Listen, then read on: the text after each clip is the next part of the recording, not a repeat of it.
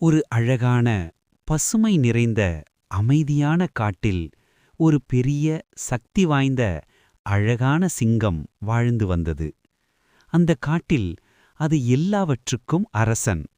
ஆனால் அதன் மனம் ரொம்ப நல்லது. ஒரு நாள் சிங்கம் காட்டில் மெதுவாக நடந்து கொண்டிருந்தது.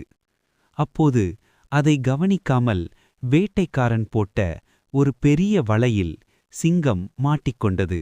ஆஹா, என்ன செய்வது என்று சிங்கம் வேதனையுடன் கர்ஜித்தது. எவ்வளவு முயன்றாலும் வலை அசையவில்லை. சிங்கத்தின் கண்களில் பயம், சோகம் தெரிந்தது.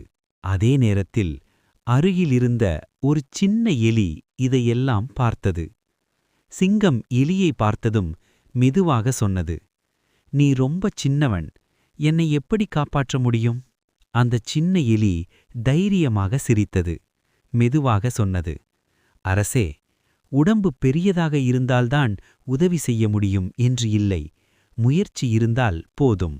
உடனே அந்தச் சின்ன எலி தன் சிறிய, கூர்மையான பற்களால் வலையை மெதுவாக மெதுவாக கடிக்கத் தொடங்கியது. கிறுக் கிறுக். சிறிது நேரத்தில் வலை ஒன்று ஒன்று கிழியத் தொடங்கியது. சிங்கம் ஆச்சரியமாக பார்த்தது. சற்று நேரத்தில் வலை முழுவதும் கிழிந்தது. சிங்கம் மகிழ்ச்சியுடன் சொன்னது, "நான் இன்று ஒரு பெரிய பாடம் கற்றுக்கொண்டேன்.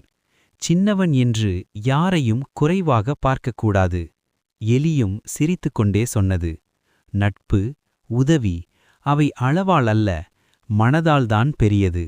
அந்த நாளிலிருந்து சிங்கமும் சின்ன எலியும் நல்ல நண்பர்களாக மகிழ்ச்சியாக வாழ்ந்தன.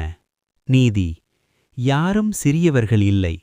நேரம் வந்தால் சின்ன உதவியும் பெரிய மாற்றத்தை தரும்.